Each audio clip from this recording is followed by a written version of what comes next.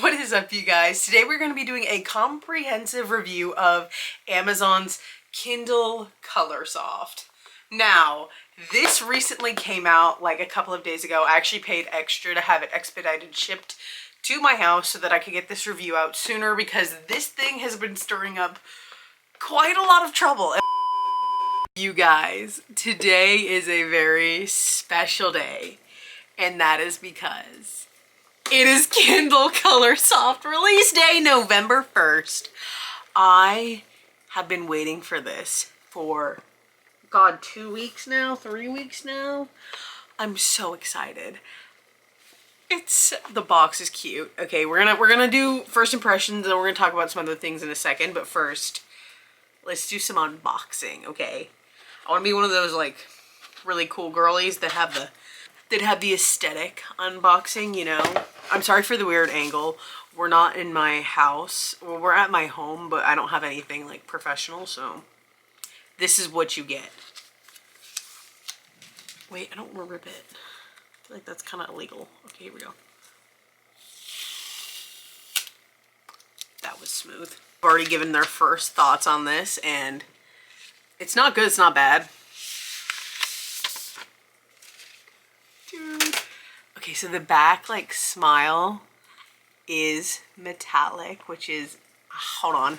The back smile is metallic, but the front is in color.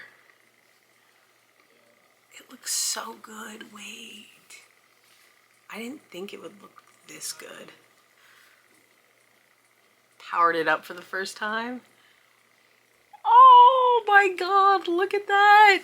Dude, it looks so good. Because I want to talk about something with the screen because there's been a lot of discussion about this Kindle today on my Kindle Facebook groups.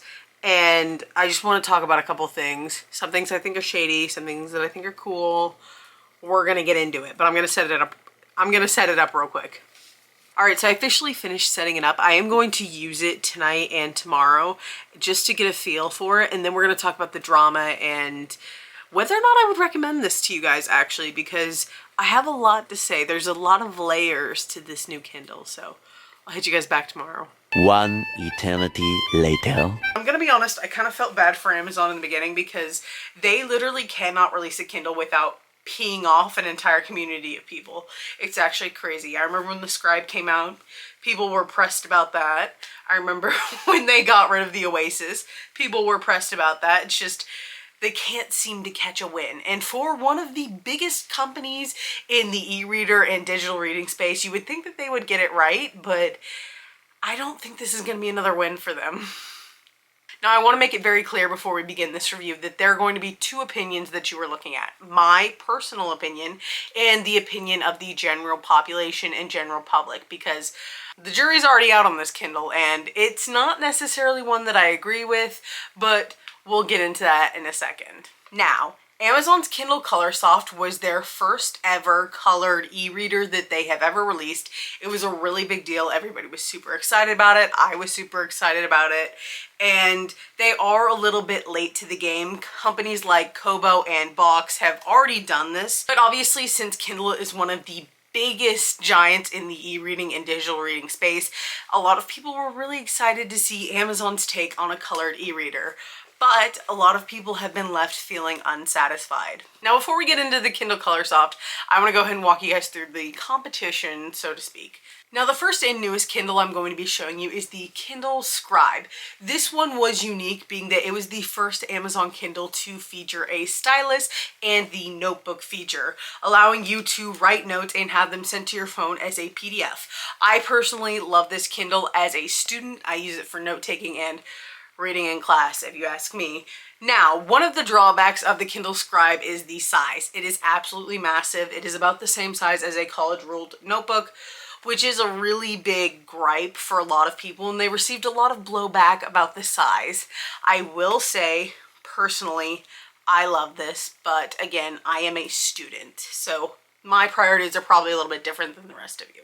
With the release of the ColorSoft, they also released a version 2 of the Scribe. Now, I personally did not purchase it because it was almost $500, which is absolutely insane. This one was almost $400.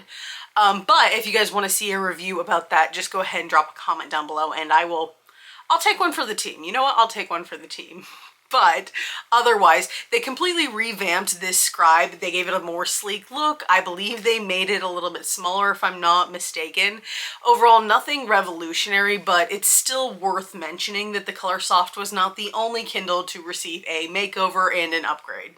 Now, in terms of competitors, two of the most notable ones are both Kobo and Box. Now, I personally do not like using alternative Kindles just because I find them to be extremely hard to use as somebody who's stupid, but if you have a lot of brain power, then you can totally do it. I'm gonna leave that in because you know what? Look, here's the thing. I'm gonna level with you as a girl to probably another girl. I hate importing PDFs onto this. Hate it. I could care less. You know what I like to do? I like to log on to my Kindle, go to the Kindle store, and download a book. I don't like to take an extra 10 steps to do it. And a lot of you are like, oh, use the library lending feature. I don't like Kindle Unlimited because I buy the books. It annoys me when the book just disappears after 12 days. Oh, it annoys me even more when you have to wait 6 days to get the book. No, I don't want to read it in 6 days. I want to read it now. So yeah, that's the drawback with Kobo personally for me. I know a lot of you guys love to do it, and you know what? I'm here for you, Pookie. Like, pop off. One of the reasons why I just don't care as much for the Kobo Libra, it's a personal thing. I like it easy and convenient. I don't like to work for my books. But I can see the appeal.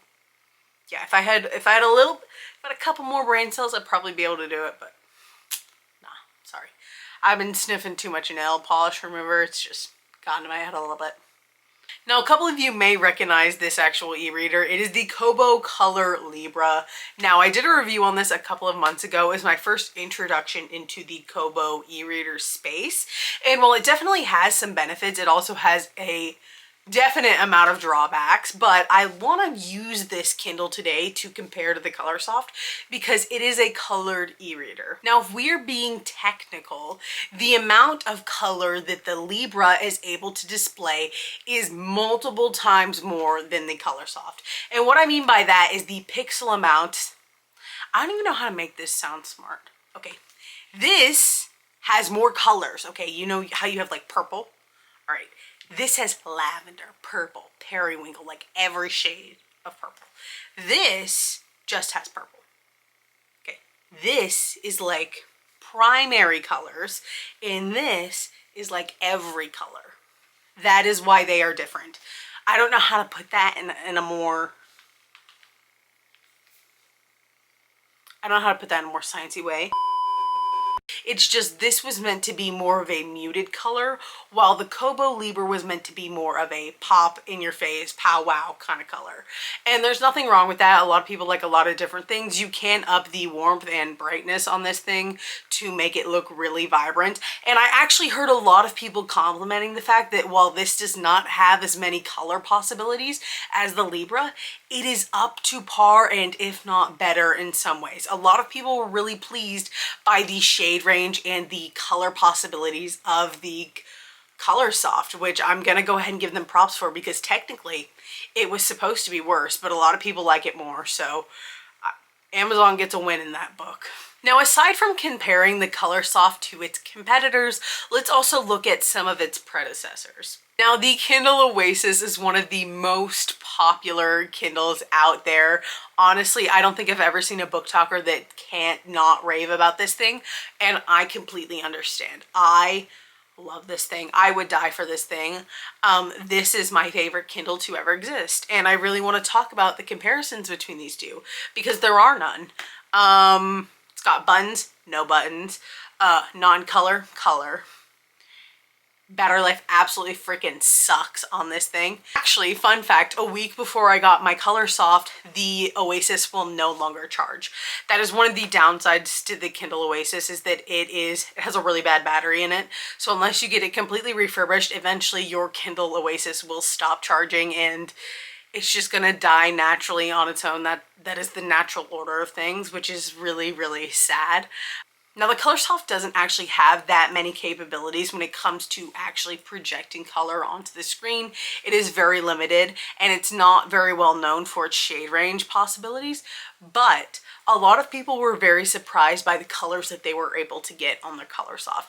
A lot of people described it as being somewhat muted but also very vibrant, which I completely agree with. The colors that I was able to get out of the ColorSoft were up to par, if not better, than the Kobo Libra. I absolutely loved it. It was beautiful. They're amazing. I'm going to show you a couple right now. Some of these colors are just very vibrant and beautiful, and I'm going to give Amazon kudos where kudos are due because they did an absolutely amazing job with the colors on this thing. I love it. Now let's talk about the highlighting possibilities of the ColorSoft. I have to say I was really expecting for, like previous models, the highlighting capability to be glitchy, being that every time I personally highlight on some of my older Kindles, it always has to refresh and update the page and it will like disappear once you're done highlighting, which is absolutely one of my biggest gripes. I hate it when it does that, but I will say the ColorSoft is absolutely amazing when it comes to speed and response time. I will say a lot of people were very surprised and did give Amazon credit for having one of the best page response times that we've ever seen on a Kindle. Now, this is where my opinion and the court of public opinion start to differ and diverge, because a lot of people absolutely love the fact that this page turning speed is so low, but to be honest with you, I could care less.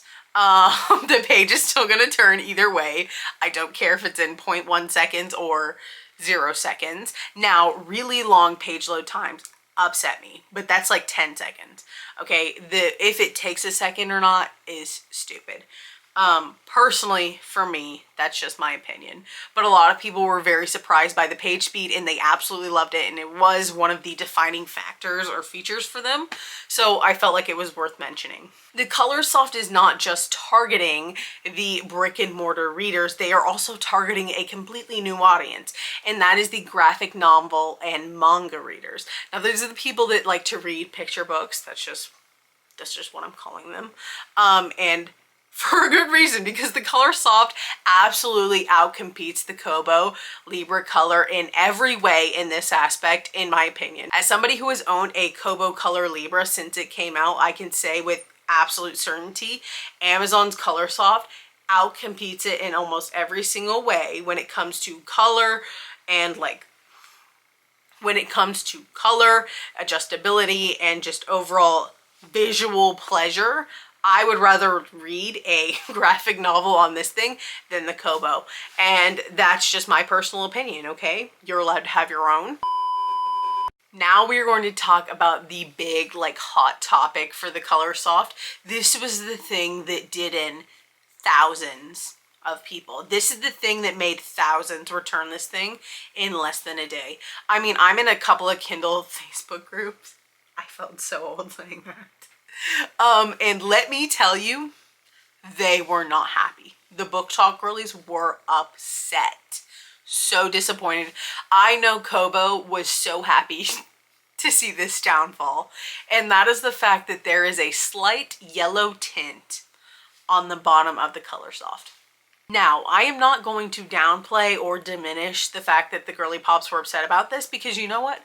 Fair. I understand why, and I can see why. You paid $300 for a top-of-the-line Kindle, and you got it with this ugly, stupid yellow tint at the bottom.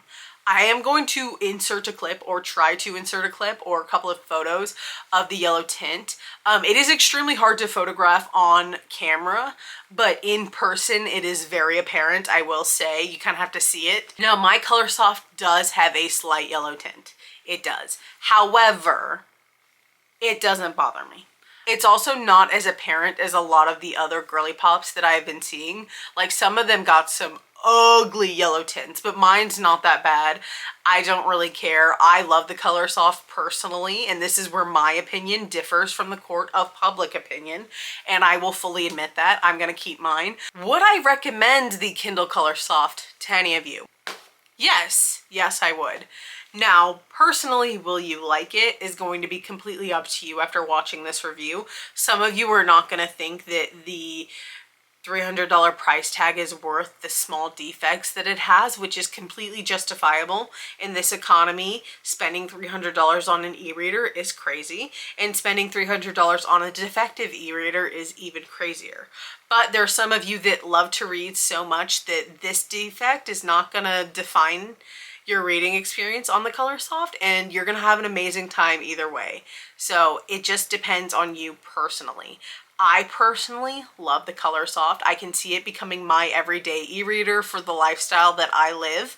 I feel like it would be very beneficial. It is very easy for me to read using it. I love the size. I love the color capabilities. I love the highlighting feature. The only thing that would make it more perfect is if they made a stylus for it so that you could annotate. I would eat that up so quick. Now, at the end of the day, the Kindle ColorSoft is not going to be for everybody. It has a $300 price tag. It has a couple defects. Some of you are not going to like both of those, one of those. It doesn't matter. But I thought it'd be fun if we did a review, and let me know what you guys think of the Kindle ColorSoft down below, as well as if you want to see any other e-reader reviews from me in the future. I personally love doing these, and you guys love watching them, so I'm curious to hear what you guys have to say. But other than that, that's all I really have for you guys today, and I love you guys. Bye. Oh God, I'm so tired.